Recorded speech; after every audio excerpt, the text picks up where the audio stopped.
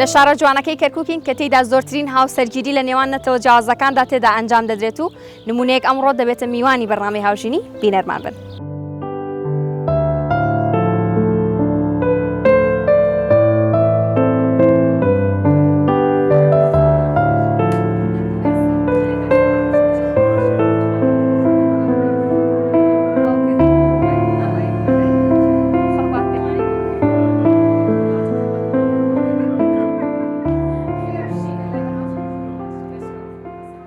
سپاسدانەکەم بۆ میواداریە و بەشداریکردنتان لە بەرنامەی هاوژینیە. جا با سەرەتا تۆزێک یەکتری بناسین و لەوێمە پێشترێکتری شەناسین. دنیا خان باسێکی خۆتم بۆ بکە تەمەنت چەنە خەڵکی کوێیت؟ تەمەنم 34 ساڵە، دنیا باوکم عارەبە، خەڵک لەیلانی، دایکم عینەن عارەبە بەس لەسەر زمانی تورکمانی یان لەسەر دایک چووە. ئێستا خۆت عەرەبی کوردی تورکمانی؟ من لە ئەسڵا عارەبم بەس زمانمان کە قساکەی نەماڵەوە تورکمانی قساکەی کەشم کرد فێر کوردی بووم پێشەوە نەمزانی کوردی ئێستا تێم گەێنە کوردیان تورکمانی؟ من تورکمانم. تورکمانی باش. کاک سەباح بەڕێزم. من تەمەنم 40 ساڵە، ئیتر لەگەڵ دنیاە ژانێکمان پێکەوە دانا وا بڵێین من ئەوم لە چۆبینی لە هەفتەیە کابینی چاوم پێکەوت لەوێ حەزم لێ کرد. حەفلەیەکی دەکرد؟ وەڵای من لەو حەفلەیە ڕاستی کامیرەمانم من لەوێ تەسویرمە کرد. ئیتر منش هەر دوو کەسم تەسویرە کرد سێم ئەم بوو، یعنی لە بوزاوەکە زیاتر ئەم دەرچوو بوو. خەریک بوو خاوەن کاسێتەکە با بڵێن بڵێ کاکە کوا بووکەکە هەمووی دنیا دەرچووە. خەریک وا بڵێ کابرم. ئیتر زۆرجا ئەم بینن خاوەن شایەکە ئەرێ هاتی کچێکشت لێمانت برد تەسویرەکەش بەس دنیا خان بوو. تەسویرەکەش گلەی ناکرد؟ تۆ چی ئەو کەسانە بووی کە لەوێ شایانە کرد؟ ماڵ کوردیان بکەمە. ئێ باشە عنیا چۆنێک بۆ خزمی ئەوان دەرچێوەشترەوەنیە؟ باڵە بەڵا خزمیان بوو. منش ئەوەنە حەزم لە خۆلیای هوەری و کامیرەمانی بوو. ئیتر چۆن هێنام ئەم ژیانە با بڵین هەر حەزم لە خولیای ئەوە بوو لە ئیشی کامیرا کامیرەوانی کامیرەمان هەر خۆم حەزم لێتی ئیتر بەردەوام هەتا ئیستا وا ئیشی ڕاگەیان درشەکەین لە پاڵەوە. تۆ دنیا تۆ خۆت چکارێ؟ وەڵا نەماڵەوە دانیشتمان ئیش ناکەم. ئەی قەت بیرە نەکردێتەوە لەگەڵ کاک سەباحە بچیتە ناو مێهنەی ڕاگەیاندنەوە؟ ناوەڵا فکرم لێ نەکردە یانی. قەت پێت نەوە تۆ کاک سەباح؟ وەڵاهی تۆزێ لێرە لەم مەجتەمەعی ئێمەیە لە کەرکووکە تۆزێ زەحمەتە، یانی لێرە کچ مەسەلەن ئافرەت بێتە بەرشاشە با بڵێن بۆ مایک و ئەوانەیە تا خیتامیەک لێرە دروستەکەی لە شەقامێکە 1000 کەس مەسەلەن فیکەت بۆ هەڵەدا و هۆڕنی سیار و ئەو بێ لە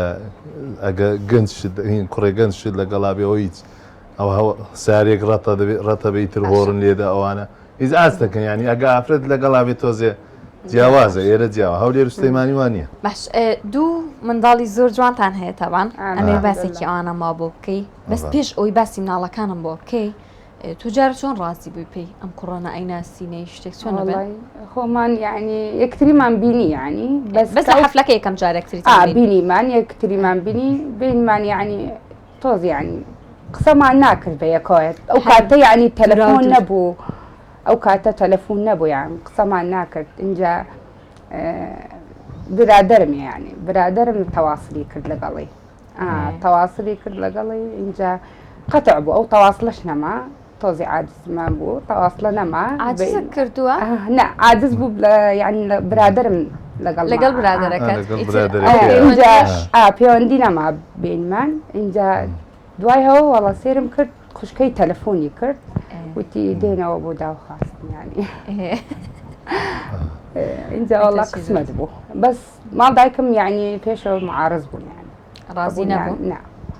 باسی ئەوە شەکەین زیاتر بەس ئەمێ باسێکی جارە ئەو دوو مناڵە جوانم بۆ بکەی ئێستا پەروەردەکەیان بتێونێت تۆزە جیاوازیە پەروەردەی کوردی پەروەردەی تورکمانی پەروەردەی عەرەبی وەنیە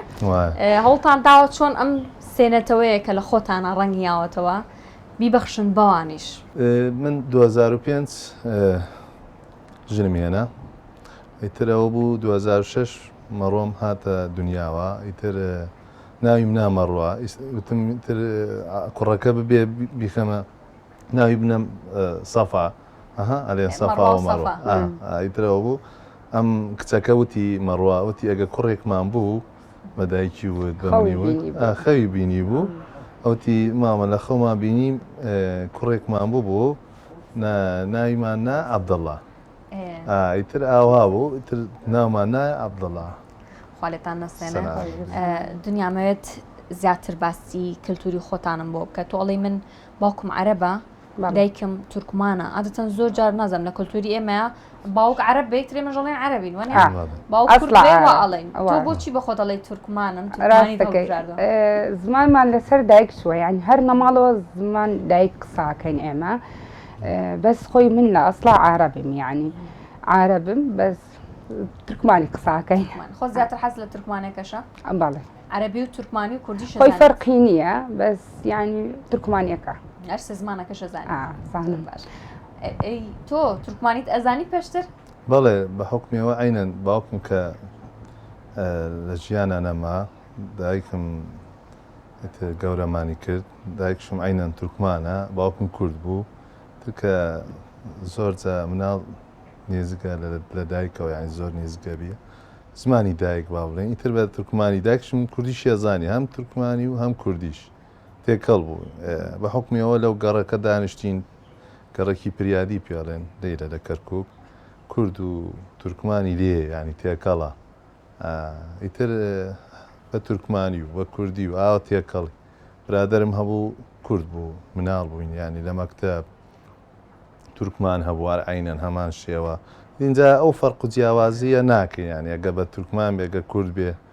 فەرق ناکەین یانە ئێمە لە کەرکووکا دەبێ ئەم زمانانە بزانی چ گرفتێکی دروستەکە لە ناو خەڵکی تورکمانە گەر کچەکان هەسەرگیری لەگەڵ کوردێکا بکە نا زۆر ئەتیادێ هیچ ئەی بۆچی ڕێگر بوون ئەو کاتە نازانم یعنی ئەڵێ کورد تەبیعەتی جیاوازە یعنی لەسەر تورکمانەکە لەبەرەوە یعنی خەمیەوان بوو کە نەگونجانەوە پێکەوە لەبەرەوە ئابا پیرەیشی وتبووی پێی تەعینە ڕسمیە ینی دەوامی چییە چی نییە با پیرەی ینی وتبوویێتی زمانی وتبووی پێی وتبووی تەعین ڕسمیە تەعین ڕسمی نەبێ بخوا نایدێن نایدێنی ینی ئیلا دەبێت تەعین ڕسمی بیت اینجا کچە دەن ئەوان زۆر لەو شتە زۆر زۆر تاقیقی چی ینی بەس کچێن بە کوڕەکە دامەزرابێ ئێگە سوود خۆدانە مەزرا بوو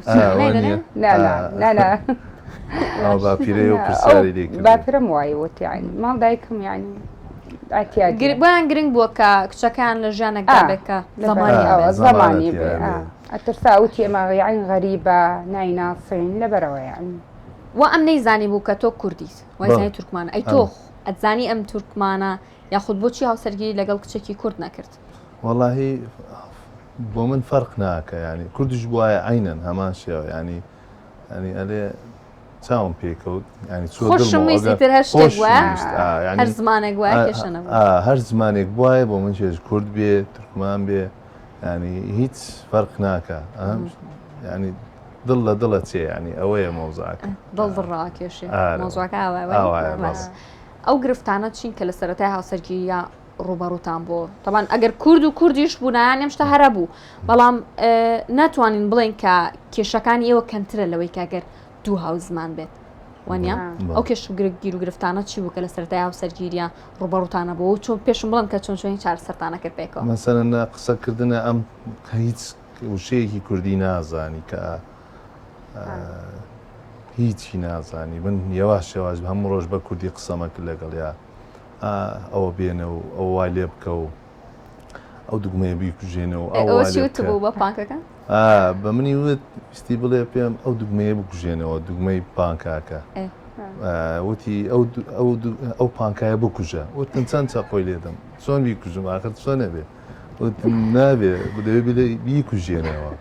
ئەوتی باشە ئیتر ئەوە بووە هینێک نقطەیەک ئیتر هەر شەرمیە کرد قەلەق بوو تر بە حکمی ئەوە هاتم لەگەڕێکێکی ئەوە دانیشتین دەگەڕێکی کوردیە هاوسێکان کوردن عینەن برادەری هەبوو ئیتر بە کوردی قسەیەک لەگەڵیان و منش هەر عینەن هەمان شێوە لە ماڵ بە کوردی هەر قسەمەکە لەگەڵی فێر بوو يعني دي مستمر بوو لەگەڵ یا زەختما کرد ئەموت ئیلا دەبێ بە فێری زمانەکە ببێ دەبێ کەرکووک هەر سێ زمانەکە بزانێ نەک بەس تورکمانی و عەرەبیەکە بزانێ با کوردیەکەش بزانێ. تۆ کێشە و گیر و گرفتە چی بوو لە سەرەتای هاوسەرگیری کە هاوسەرگیری لەگەڵ کەسێکەکەی کە هاو زمانی خۆت نییە؟ والله تۆزی قرس بوو یعنی زەحمەت بوو کە شوم کرد یعنی کە قسەیان کرد بێنیان تێناگەمنیان زۆر زەحمەت بوو تۆزێ اینجا وڵای هەروە یعنی بەس کێشەکەتان هەر لە زمانە کۆ ببووە یعنی باش بوو لە یەکتری ئالەیەک تێگەیشتی مشکلەکەمان هەبوو ئەو بوو یعنی ماڵ مامەم تۆزێ ینی حەزیان نەبوو معارز بوون تۆزێ بەس اینجا خاڵم بەڵام دەنگەوەیەکەوە پێکەوە گەیشتن و هەموو قورسی و گیر و گرفتانتان تێپەڕان ئەمەوێت هەندێک پرسیار دەربارەی ئەو بکەم لە مناڵەکانتان بکەم دەربارەی ئێوە خواساییە ئەمەوێت پرسیار لە مناڵەکانتان بکەم دەربارەی ئێوە باشە ئەوان شەسەمان بۆ کەنوانێ کاتە با بچینە لای مەڕۆ عەبدوڵڵا.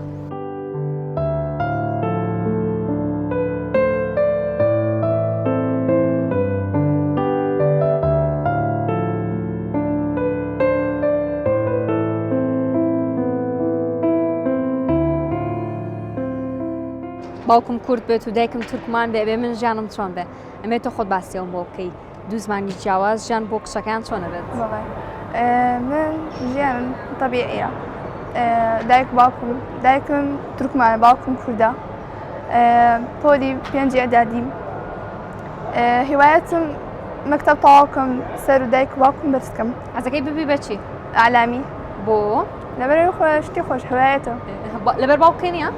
باوکت ئەو لەو مهنەیە ئیشەکە تۆش حەز بکەی لەبەر ئەو؟ حەزمێتی حەزم لە تەسویر و شتانە ئەو شتانەیە تر هەرەوەنێ. باشە عەبدوڵڵا تۆ ژیان چۆنە خۆشە؟ زمانم ڕۆژ بۆ دایکم لە ماڵ تورکمانیە قسەکەین لە ئەی باوکم کووردە لە ماڵ ئێمە تورکمانی قسەکەین بەس لە دەرەوە وەکو توای لە باوکم کووردە قسەکەم لەگە باوکە بە کوردی قساکە ئەی لە قوتابخانە؟ لە کتابخانە عەرەبی بە عەرەبی قساکە یعنی سە تۆ سێ زمان ئەزانی کامیان زۆر ئاسانە؟ کەمە تورکمانی. بۆچی تورکمانیەوە حەز لە کوردی نییە؟ با هیچ ڕەفیقی کوردی هەیە؟ نا ڕەفیقی کوردی هەیە؟ نا هیچ باشە عەبدوڵڵا دایکتە چیان لە باوکتە چی؟ بە دایکم. کوێ لە باوکتە چی؟ کوێ لە دایکتە چی؟ ئەمە من لە دایکم تۆ لە دایکتە چی؟ خوشکەکەم بۆ باوکم. بۆچی وات پێ ئەڵێن؟ چونکە باوکم تەبیعەتم لە تەبیعەتە یعنی لە ڕوخسارانە شتم بە باوکم کامیان تووڕەن دایکیان باوک؟ دایک. ئەی تۆ تووڕەیان خوشەکەو؟ هەردووکمان. چۆنە بێ لە ماڵەکە سێ تووڕێتیا بێ؟ ئەی کێ هادئتان ئەکاتەوە؟ کێ لە هەمووی هادئتر و هێمنترە؟ باوکم.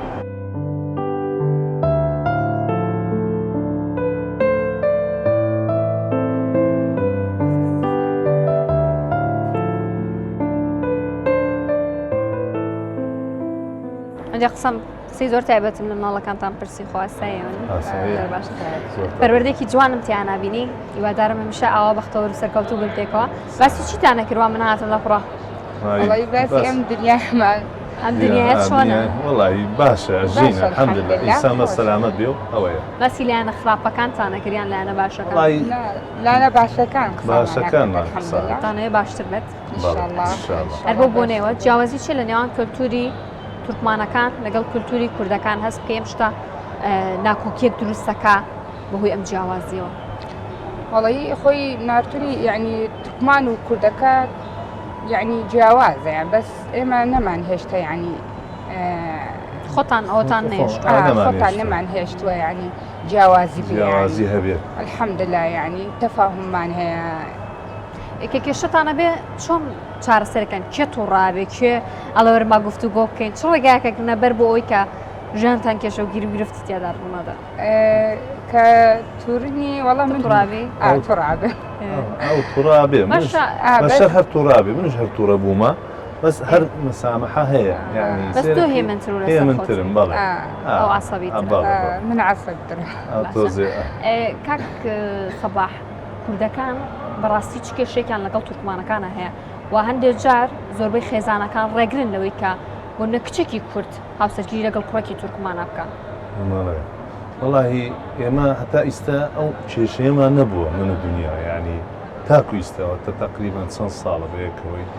نماني هشتوا نا او بلي تو كردي نا من بليم او بو بليم تو تركماني فوزقا اما نبوا اوانية يعني حزل كسبو بهنا سيري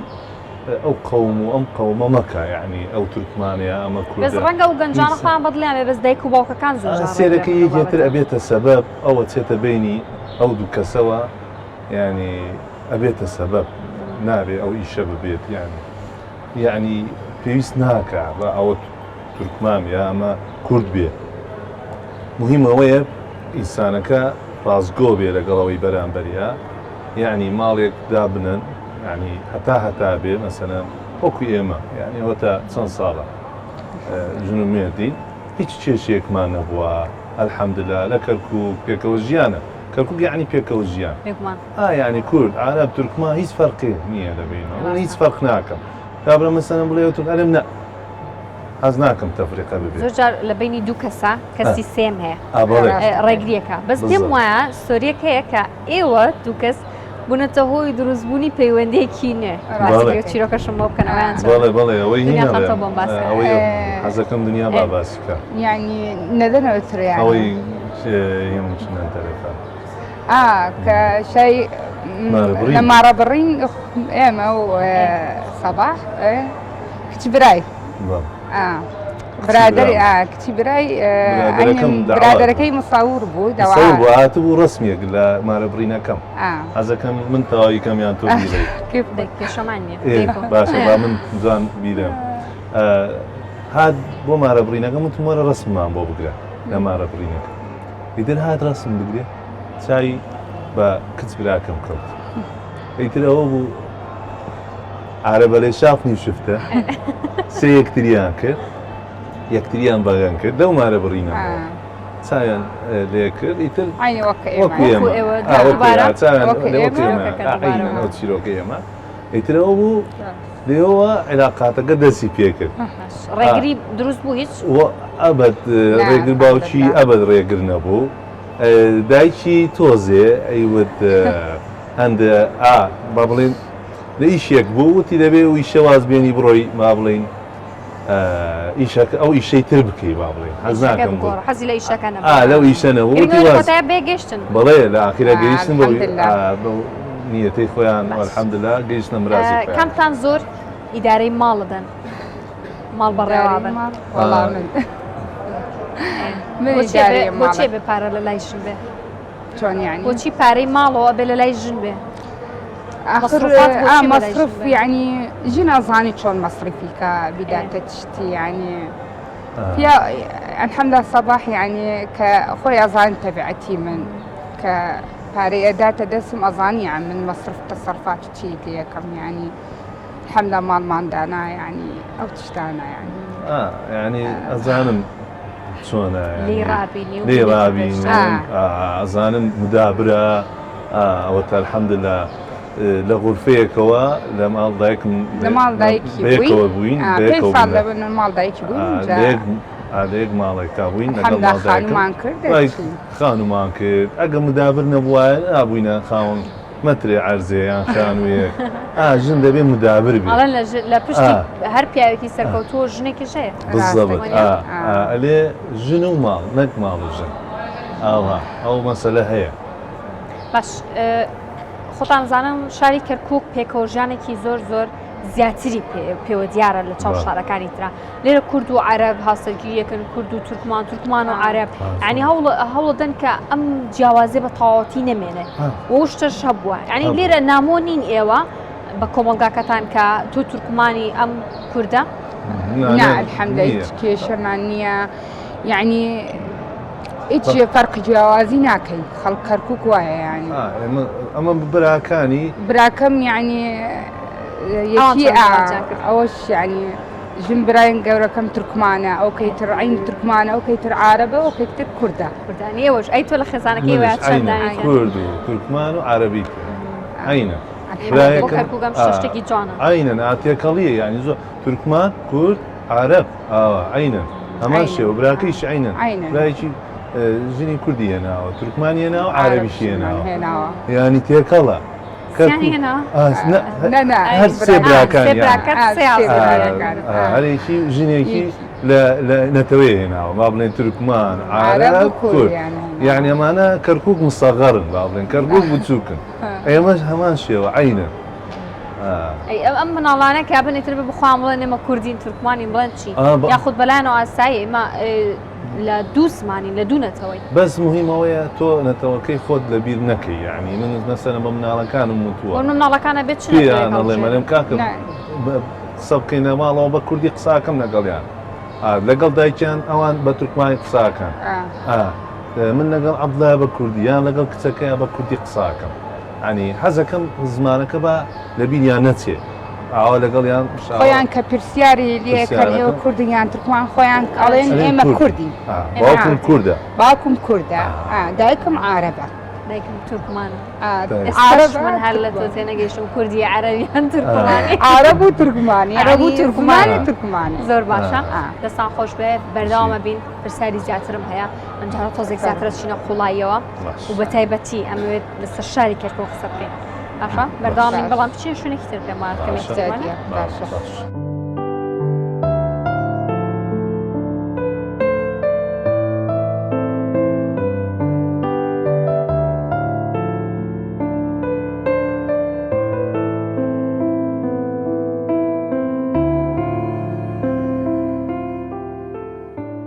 لە پارکی بابا گوڕگوڕین ڕەمزی شاری کەرکووک سوزوو دێن بۆ ئەم پارکە جوانە زیاتر حەسان شوێنێکی کەرکووکە وەڵی کەرکووکی تر شوێنی خۆشی لێ هەبێت ئەڕۆین مناڵەکان حەزیان لێبێ ئەڕۆین ئەو وەختانی کە پێن کە بێ ئێواران لەمەوە ئێواران ئەڕۆین ئەگەڵ شوێنانەوە خۆش بێ بە دڵیان بێ ئەیان بم گڕیانە دەم دایک عەبدوڵاش ماندووە ئەم فترەیە لەگەڵ ئیمتیحاناتا بوو زۆر هیلاک بوو ئیتر سەعات چواری بەیانی و 11 شەو 12 شەو یەڵا ئاخە و دەرسیەدا بە مناڵەکان و منش هەمان شێوە لەگەڵ هاوکاریمە کرد ینی ئەمزانی هیلاکە دەبێ یارمەتی دەم لە ماڵ یارمەتیە دەم هەندە شتەیە ئەزانم هیلاکە یارمەتیە دەم لێ ڕازی الحەمدلله باش ئەو زۆر وەسفی توەیە کە تو ئاگات دێنەبووی و چواری بەیانی هەڵەسێ پەروەردی مناڵەکانەکە بەجەم هەموو نەخۆشیەک و هەموو کێشە و گرفتەکانەوە دێت و چارەسەریانەکە ئەی ئەو چی بۆ تۆکە لە ڕۆژانەی ژیانی خۆتە وەڵی قسوود ناکە هەموو چشتی بۆ مەکە ینی ئەزانی کە هیلاکەم ئەزانی وەزعم چۆنە ینی ئەزان لەگەڵ مناڵەکان هیلاکم نەماڵەوە وەزع مەزانی اینجا الحەمدلله باش دنیا خان خەون و ئاواتە چیە لە ژیانە خەون و ئاوام وەڵی مناڵەکانم گەورە بێن بیان بینێن زانگۆ تەواویان کردە ینی لەبەر ئەوە یانی هاوسەرگیری بکەن ئەگەر کوڕەکەت یان کچەکەت بێ هاوسەرگیری لەگەڵ ڕووسیەکە بکە غیر کورد بێ وەڵاهی ئەوەی وا حەزی ینی مەسەلەن من ناتوانم ببمە سەبەب چۆن من حەزم لێی کرد سەری قەوم و ئەوانم نەکرد دڵم لێی چوو ینی وتم زانیم تورکمانە و وتم با سێری ئەوە نەکەم تورکمان بیان کورد بێ عینە نەبوو من بە دڵی خۆم بێ منش عینەن کوڕەکەم حەزی لە کچێک کورد بکە عەبدوڵای کوڕێ و من ژنێکی تورکمانێنە من حەزەکەم کورد بێ ئێستا من وتم ئەگەر ڕووسی بێت وتە کێشەم نییە بۆ حەزەکەم با هەبێ ئەوەش هەبێ ینی با کوردێکش هەبێ لەگەڵ ینی ئیلا بێکێکان کچەکەش با بڕۆ بەلای تورکمانە ئێڵا باشە پلانتان بۆ ژیانی خۆتان چییە؟ ئەتانەوە داهاتوو بەرەو کێ بڕۆن؟ وەڵاهی داهاتوو بەس لە ساغی مناڵەکانم مەوێ و ڕۆژێ بێ لە ڕۆژان بیان بینم زانکۆیان تەواو کردبێ و هیلاکیەکەمان بە هیچ نەڕوا ینی دایکی هیلاک و لەگەڵیان من باوک ئەوەیە زۆر هیلاکە ینی ئەوەی باوک بێ ئەزانێ ینی چەنێ هیلاکە بۆ ماڵ و مناڵی ئیتر حەزەکەین بیان بینین ئەو ڕۆژە بێ تەخەڕوجیان کردبێ لە زانکۆکان باشە چ قسێکت هەیە بۆ خەڵکی کورد بەگشتی نەکاک سەباح هەر کورد ئەوەی کە تۆ لی تێگەیشتووی چۆن چۆنی تیانە ڕوانیت نا الحەمدلله زۆر باشن خەڵکێکی باشن الحەمدلله یعنی کە من لە کەرکووک بینیمە خەڵکی عن کوردەکان زۆر باشن الحەمدلله چۆن مامەڵەتان لەگەڵاکەن لەگەڵ عارەبەکان لەگەڵ تورکمانەکان هاوسەکانم هەمووی کوردن بەیەکەوە چینە دەرەچێن بەستی دراوسەکانتان کرد پێم وایە تۆ بەهۆی کارەکەتەوە هەندێک جار پێویستەکە کە بچیتە بەغداد چۆن ڕۆژێک مەی تۆڵی منەگە لەو گەڕەکەی بم خەممنی ئەمیان گەڕەکەم کووردە گەڕێکی کوردیە زۆر باش هاوسەکانم هەمویان کوردن گەلێ ماڵێ باشن هەمویان ینی فکرم نامێنێ لەلایە ئەڕۆم دە ڕۆژ نییە لە بەغدا مێنم 15 ڕۆژ ئەمێنم ینی فکرم لەلایەن نامێنێ ئەوە نازانم دراوسەکانم کوردن گەڕەکە کورد نشینە وەکو شوێنێتر نییە گەڕەکەیە ترسی هەیە با بڵێ ناتوانانی ینی فکرم لەلایەن نەمێنێ بە حکمی ئەوەیە ئەو گەڕەکەوا لێوێ دانیشتومە کورد نشینن فکرم لەلایەن نامێنن دەستان خۆش بۆ زۆر سپاس بۆ کاتی کە بە ئێمەتان بەخشی سپاس بۆ ئێوەش کە ئێوەش کاتی خۆتان بە ئێمە بەخشی و تاوەکو بەرنامێکی دیکەی هاوژینی بەخواتان دەسپێرم